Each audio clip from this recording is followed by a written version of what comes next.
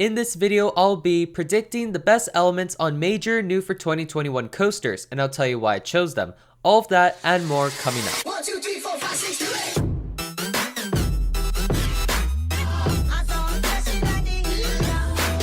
Hey guys, and welcome to 808 Coaster Life. If you're new to this channel and you love roller coasters and other theme park related stuff, please consider subscribing for quality coaster entertainment every 1 to 2 weeks. 2021 is looking to be one of the best years ever for coasters, although we said the same thing for 2020. But while we're waiting for the pandemic to go away and for parks to open up again, we can also predict how these new coasters will be once they open. Keep in mind, not every major coaster opening up this year is going to be in this video. There are many clones, relocated coasters, and coasters that I'm not sure are even opening this year, and there are some major coasters where a layout isn't released, so I can't really judge the ride very well. So I'm sorry if your most anticipated new for 2021 coaster isn't on here, but I honestly doubt it because all of the most notable ones should be on this list. These coasters will be in alphabetical order. Let's begin. Let's start off with Abyssus at Energylandia, and for this coaster I chose the Station Speed Hill. As I said in my analysis of this ride, Abyssus has an amazing layout packed full of inversions, airtime moments, and banked turns for lack of a better word. All of the airtime moments look great, but didn't stand out with the exception of one,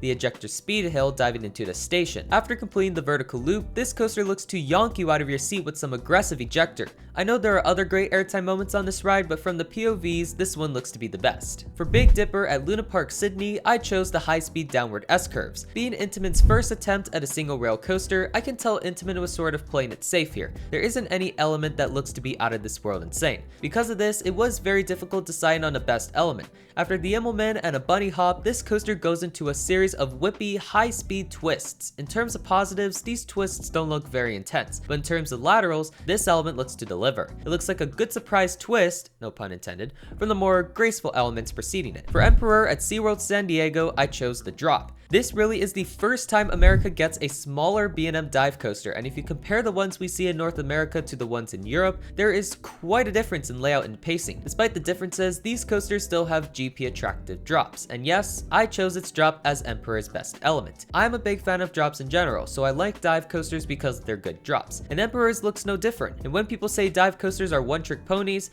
the drops are its main drop. For Hurricane Roller Coaster at Suzhou Amusement Land Forest World, I chose the Zero-G Roll. Hurricane Roller Coaster will open up as Mach's biggest coaster yet. It features many inversions, but the one that stands out most is its low-to-the-ground Zero-G Roll. The coaster enters its inversion at its top speed, and it doesn't go that high. This could take Max Force's record as the fastest inversion in the world, but we don't know as there isn't a max speed revealed for this ride yet. But still, this inversion looks pretty whippy, and that's why I chose it. For Icebreaker at SeaWorld Orlando, I chose the Top Hat. This Premier Rides multi-launch coaster looks to feature many great airtime moments and a few intense sections, but the element that stood out the most to me is its top hat. After experiencing 4 launches, this ride goes up a uniquely shaped top hat that will have different experiences depending on where you're sitting. The front row looks to have a lot of whip when it does that little turn at the top, while the back row looks to get a lot of ejector when going down its drop. Overall, this element looks very interesting. For Iron Gwazi at Busch Gardens Tampa, I chose the Death Roll. Most of the elements on this ride are seen on other RMC creations, with one big exception.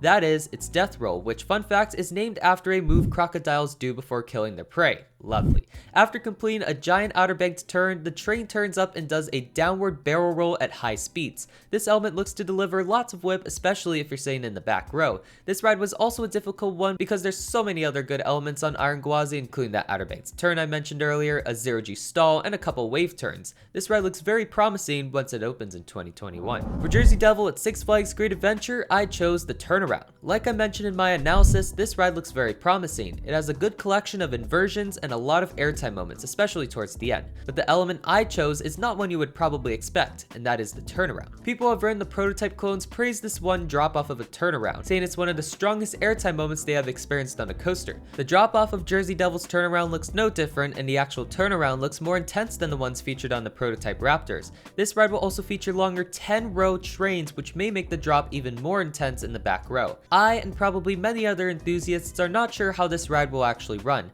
We'll see how it is is one to test, but I'm confident that people will be pretty surprised by what this element delivers. For Kondaa at Walibi Belgium, I chose the Outer Banks turn. I mentioned last video that I predicted Kondaa's Outer Banks turn to be the best part of the ride, and I still stand by that, because the sustained ejector airtime combined with a unique sensation will make it truly a memorable element. I know there are other great elements on Kondaa, including that ejector camelback at the start, non-inverting cobra roll, and trick track double down, but the Outer Bank turn takes the cake for its uniqueness and forces, even though the trick track double down is technically more unique.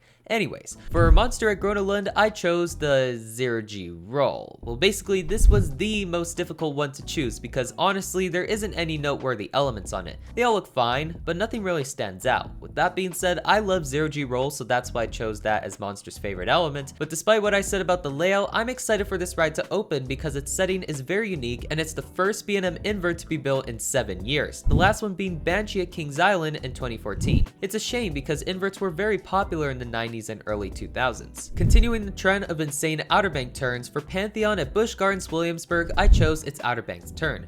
The same thing I said about Kondaa's also applies to Pantheon since it's made by the same manufacturer, which therefore means it follows the same design language and philosophy. Outer Banks turns are dramatically getting more common, with manufacturers such as Intamin, Vekoma, and especially RMC putting them in their coasters year after year, which is good because soon more people will be able to experience Outer Banks turns. I mean, I haven't experienced one yet, but take my word for it. Pantheon's layout also looks very promising, so I'm very intrigued for when this ride opens. For Steel Taipan at Dreamworld, I chose its barrel roll. Mach has previously built a total of 8 Blue Fire clones with 1 under construction. All feature the same layout. However, Dreamworld decided to change a few things with this one. The single launch on this ride is converted into a swing launch section, including a twisted spike for going backwards, and they also added that signature Australian touch by making the back car a spinning car. Even with those changes, I chose its final barrel roll as its best element. Some coaster fans who've ridden the Blue Fire clones thought that the layout was a little spread out, but were surprised by how whippy the last barrel roll is.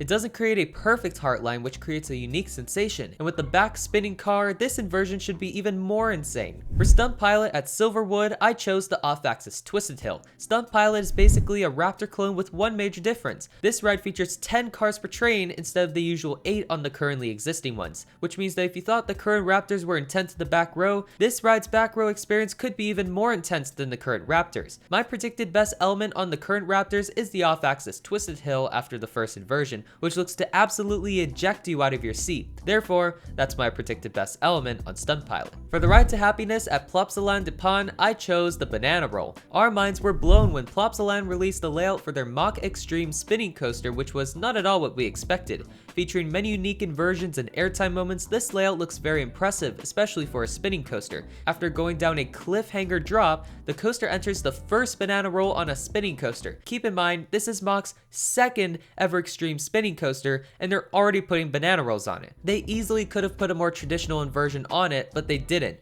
and that's what I like about it. This is one of my most anticipated coasters for 2021, if only the name was a little better. And finally, for Velocicoaster at Islands of Adventure, I chose the Top Hat. It was really hard to decide between this, the 0G stall, and the Heartline roll at the end. But the reason why I chose the Top Hat is because of the experience you could get in the back row. A typical Intamin Blitz coaster features no more than 4 cars per train, while their larger multi-launch coasters feature longer trains but with a more spread out layout.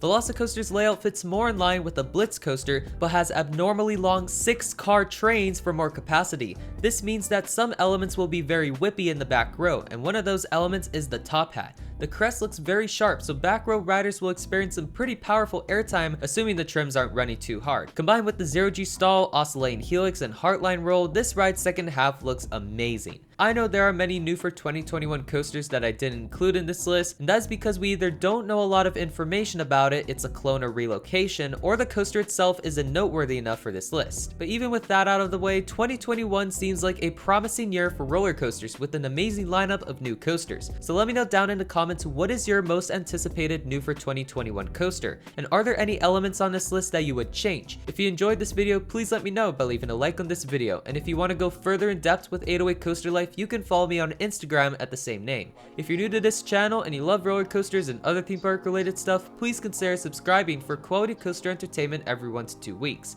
Thank you all so much for watching. I'll see you next time.